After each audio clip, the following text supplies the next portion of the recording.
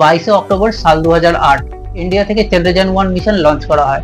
আর এটা প্রমাণ করে দেয় প্রথমবার যে চাঁদের জল আছে। তো ঠিক সাল 2019 চন্দ্রযান-2 মিশন লঞ্চ করা হয়, চাঁদে গিয়ে সফট ল্যান্ডিং করা আর এর ভেতরে থাকা প্রোগ্রাম রোবটটাকে চাঁদে নামানো। বাট আনফরচুনেটলি এটা হয়নি।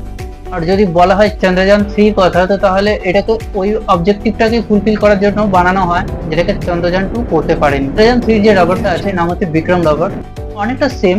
আর বিক্রম ল্যান্ডারের যে ডিজাইনটা করা আছে ওটা মোরালের সেমই বলা যেতে পারে চন্দ্রযান-2 এর থেকে।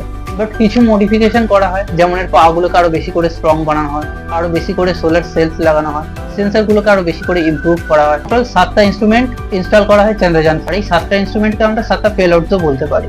যখন রোবটটাকে চন্দ্রযান থেকে চাঁদে নামানো হবে, তখন মাত্র 1 লুনার ডে টাইম পাওয়া যাবে সমস্ত সাইন্টিফিক এক্সপেরিমেন্ট গুলোকে কন্ডাক্ট করানোর। আর 1 লুনার ডে মানে হচ্ছে পৃথিবীর 14 দিনের সময়।